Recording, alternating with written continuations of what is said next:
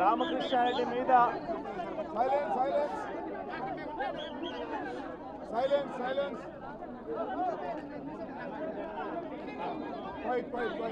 ఈరోజు పిన్నెల్లి రామకృష్ణారెడ్డి మీద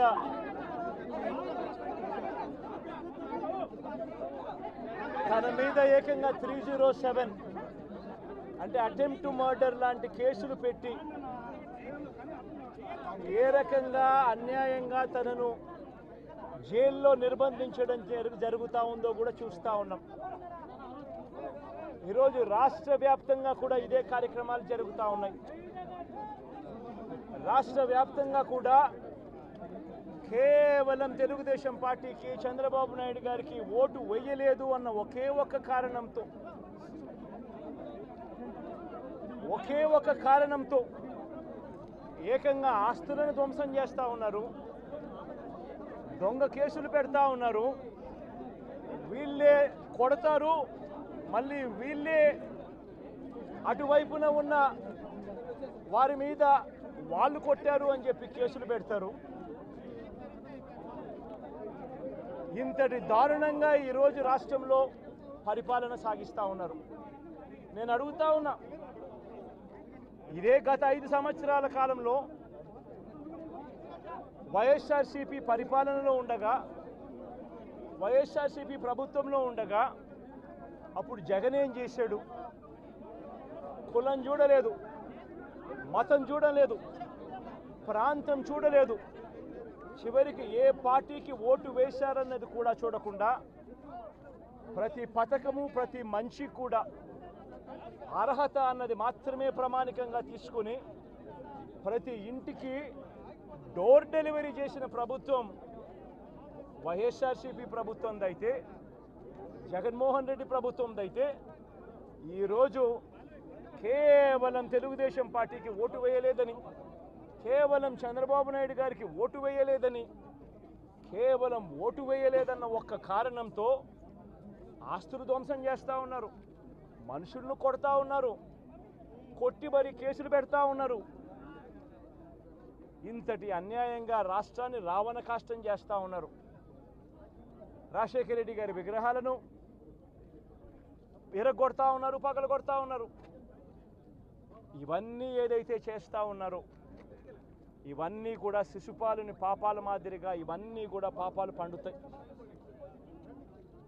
ప్రజాస్వామ్యంలో ఏదైనా కూడా ప్రజలకు మంచి చేసి ప్రజల గుండెల్లో స్థానం సంపాదించుకొని ప్రజల దగ్గరికి వెళ్ళి ఫలాని మంచి చేశాం కాబట్టి మాకు ఓటు వేయండి అని అడిగే పరిస్థితులు ఉండాలి తప్పనిచ్చి ఈ మాదిరిగా దౌర్జన్యాలు చేసి, ఈ మాదిరిగా అన్యాయమైన కేసులు బిగించి, ఈ మాదిరిగా ఆస్తులు ధ్వంసం చేసి, ఈ మాదిరిగా ఫియర్ సైకోసిస్ క్రియేట్ చేస్తూ రాజకీయాలు చేస్తే మాత్రం అది ఏ రోజు కూడా నిలబడే రాజకీయం కాదు.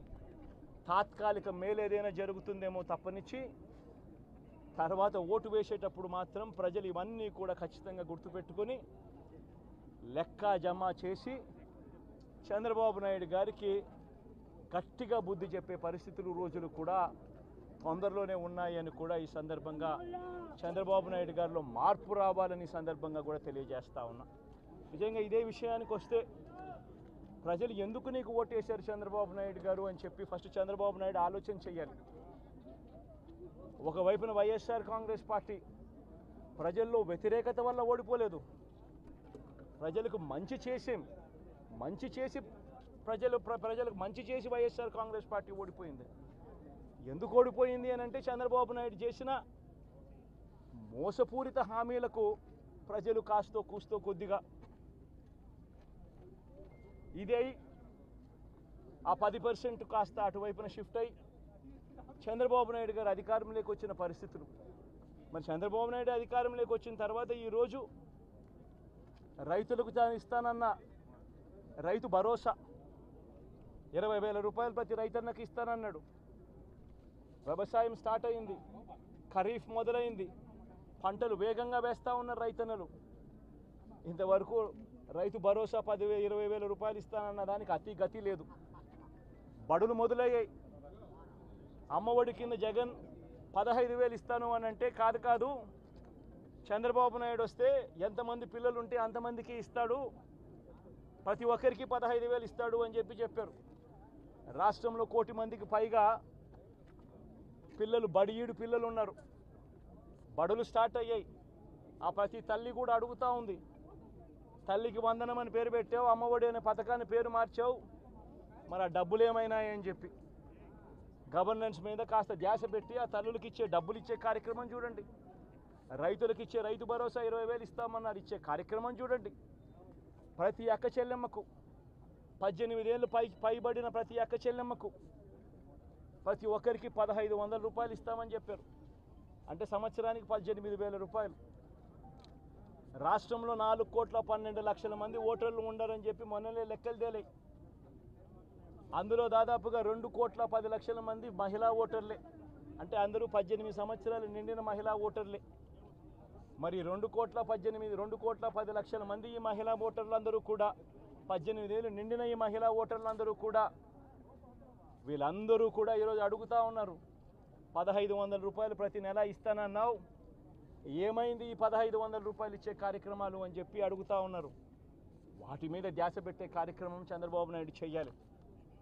ఇవేవి కూడా చేయకుండా కేవలం భయాందోళనలు క్రియేట్ చేయాలి, రాష్ట్రంలో రావణ కాష్టం సృష్టించాలి, దొంగ కేసులు పెట్టాలి, ఇరికించాలి, ఆస్తులను ధ్వంసం చేయాలి.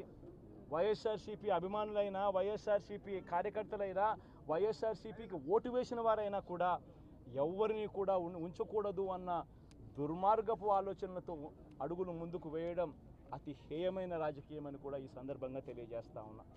ఇదే రామకృష్ణారెడ్డి విషయానికే వస్తే నిజంగా ఎంతటి అన్యాయమైన పరిస్థితిలో కేసులు బిగించారు అన్నది ఒకసారి అందరూ కూడా ఆలోచన చేయమని కోరుతా ఉన్నా. ఇదే విషయం కారంపూడి ఘటన జరిగింది ఎప్పుడు?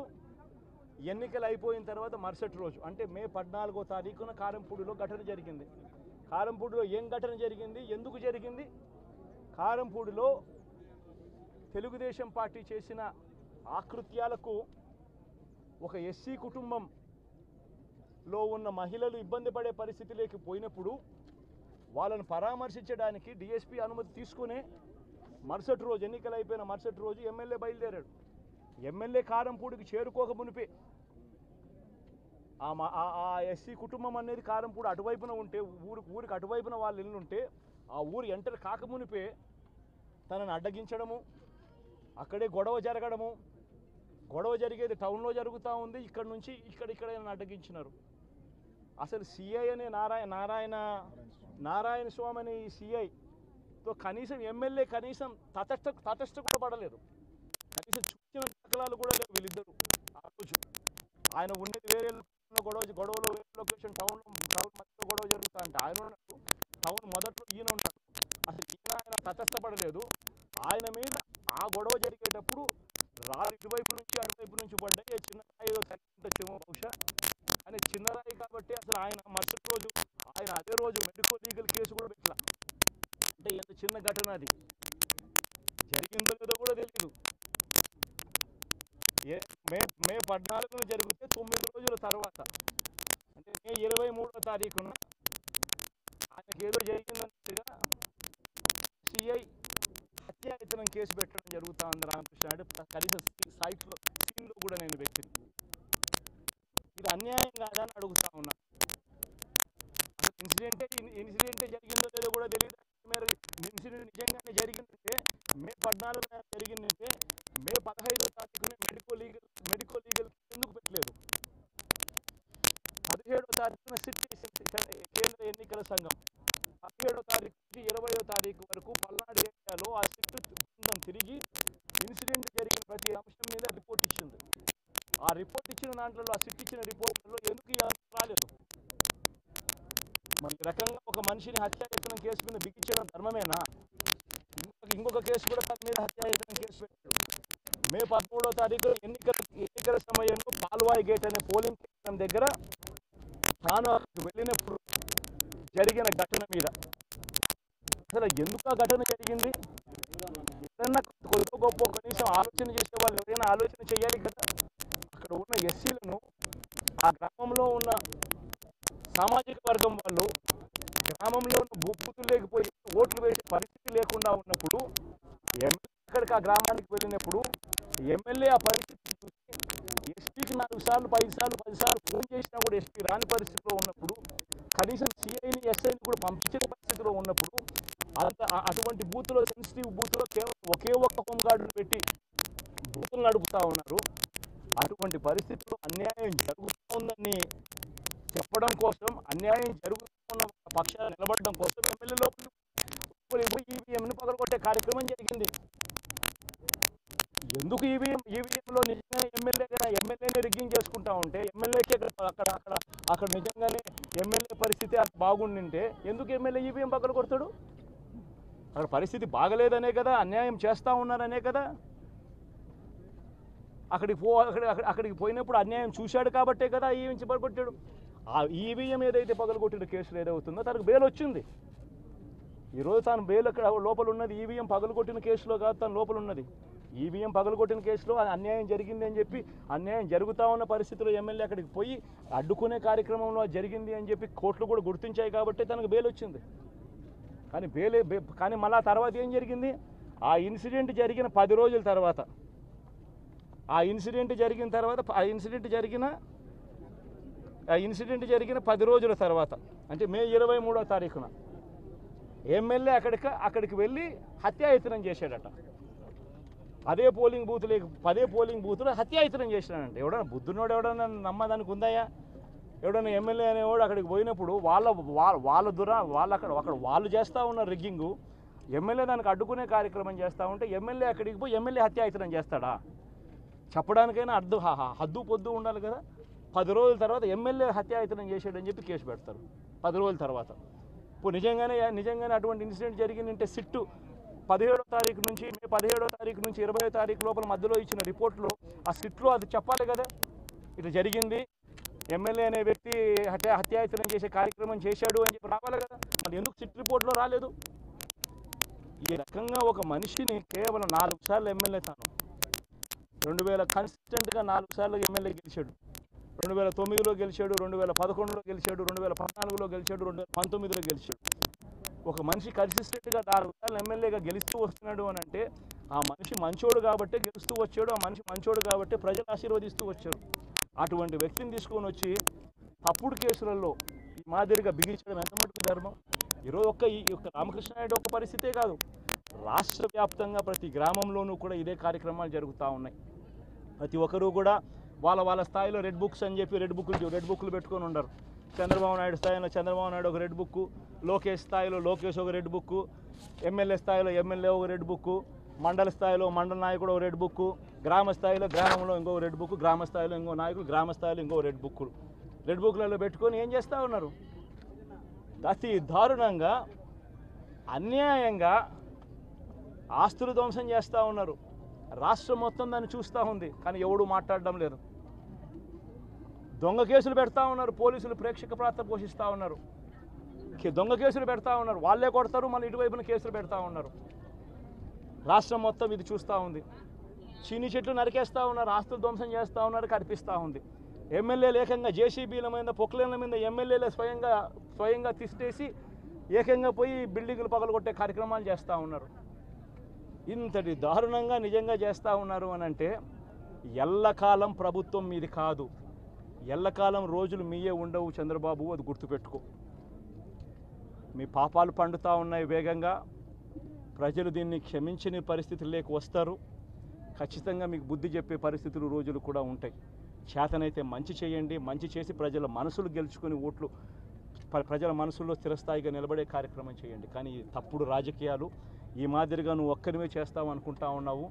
ఇదే మాదిరిగా కొనసాగితే రాష్ట్రంలో ఒక తప్పుడు సాంప్రదాయానికి నువ్వు నాంది పలుకుతా ఉన్నావు. నువ్వు వేసే ఈ బీజం, నువ్వు వేసే ఈ తప్పుడు సాంప్రదాయం, రేపొద్దున నువ్వు వేసే ఈ బీజం చెట్టు అవుతుంది. రేపొద్దున నువ్వు ఏదైతే ఇత్తుతావో అదే పండుతుంది. రేపొద్దున మళ్ళీ మీ గ్రామాలలో మీ కార్యకర్తలకు ఇదే పరిస్థితినే, ఇదే మాదిరిగానే మళ్ళీ జరిగే కార్యక్రమాలు కూడా జరుగుతాయి. అటువంటి తప్పుడు సాంప్రదాయాలు దయచేసి ఇప్పటికన్నా ఆపండి. నాయకులుగా ఉన్న మనలాంటి వాళ్ళం ఇలాంటివి ప్రోత్సహించకూడదు. ఇలాంటివి ఎవరు తప్పు చేసినా తప్పు అని చెప్పే కార్యక్రమం నాయకులుగా మనం చెయ్యాలి. కానీ దగ్గరుండి ఈ మాదిరిగా ప్రోత్సహించడం అతి దుర్మార్గమైన కార్యక్రమం. దయచేసి దీనికి ఫుల్ స్టాప్ పెట్టే కార్యక్రమం ఖచ్చితంగా చెయ్యండి చంద్రబాబు అని చెప్పి సందర్భంగా మరొక్కసారి చంద్రబాబును ఈసారి హెచ్చరిస్తున్నామని కూడా చెప్తా ఉన్నాం. ఈసారి కోరడం లేదు, హెచ్చరిస్తున్నామని కూడా చెప్తా ఉన్నాం. ఇదే మాదిరిగా జరుగుతూ పోతూ ఉంటే మాత్రం ఎవరైనా కూడా ఊరుకునే కార్యక్రమం జరగదు. రియాక్షన్ అనేది ఖచ్చితంగా ఉంటుందని కూడా చంద్రబాబు నాయుడుకి సందర్భంగా గట్టిగా చెప్తా ఉన్నాం. ఈరోజు 4వ తేదీ నుంచి 2 రోజులు అయింది. చాలా మంది కార్యకర్తలు కూడా ఇబ్బంది పడడం, కార్యకర్తలను వదిలేసి ఈరోజు భారత రాజ్యాంగ వ్యవస్థని నిర్వీర్యం చేసే విధంగా